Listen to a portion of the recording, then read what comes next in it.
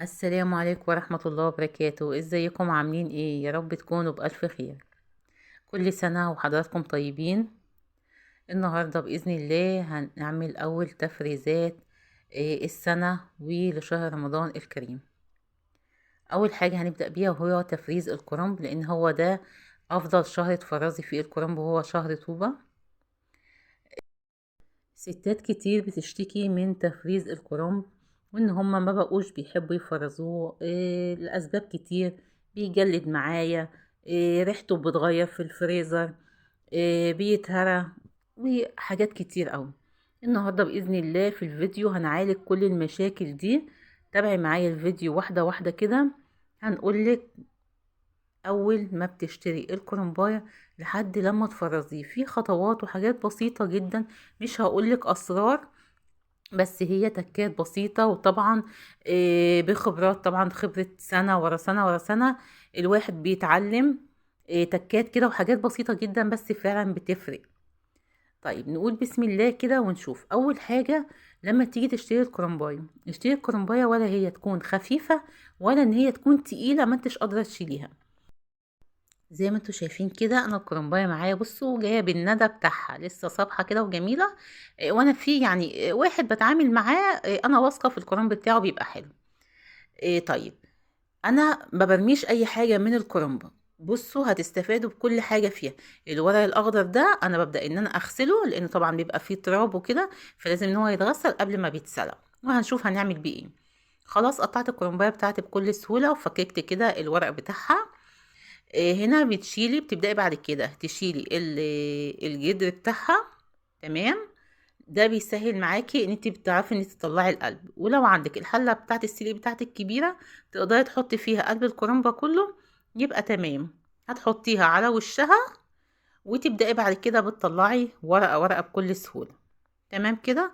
انا بحب ان انا لا ان انا بشيل الورق كله، وبحب ان انا اسلقها ورقه ورقه كده. تمام لحد دلوقتي.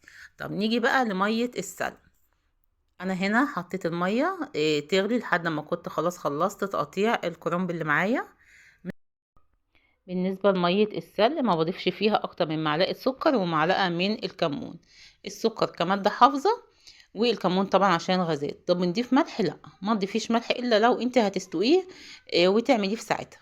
انما ما نفضلش ان انت تحطي ملح في السليق بتاع التخزين.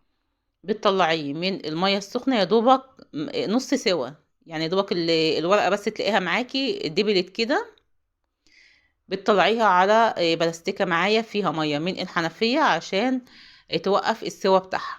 بعد كده في المصفى وببدأ احط الورق بتاعي، وهكذا لحد لما اخلص الكمية بتاعتي كلها. اهم حاجة ما تتكيش عليه في التسوية، لان هو لسه هيكمل نص التسوية بتاعته في الفريزر. تمام. الناس اللي بتشتكي ان هو بيطلع معاها مهري وما بيبقاش زي الطازه.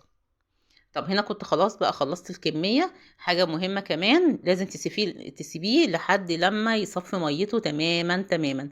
زي ما انتوا شايفين انا سبته ليله كامله في المصافي كده وعلى اي صينيه كبيره لحد لما يصفي ميته تماما.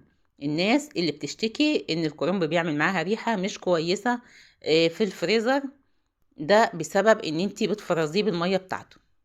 شوفي حاجات بتبقى بسيطة جدا بس بتفرق جدا في التفريز بتاعي. تعالوا بقى نشوف التقطيع، مفيش اسهل من كده. هتقطعيه بسرعة الصاروخ. جبت كل الورق المقاسات اللي قد بعضها فوق بعضها زي ما انتوا شايفين كده، وببدأ ان انا اشيل العروق بتاعته. بعد كده ببدأ ان انا اقطع بالعرض، اللي هو عكس اتجاه النسيج بتاع ورقة الكرنب. شايفين مفيش اسهل من كده. اهو بتقطعيها طبعا بالحجم اللي انت العرض اللي انت عايزاه.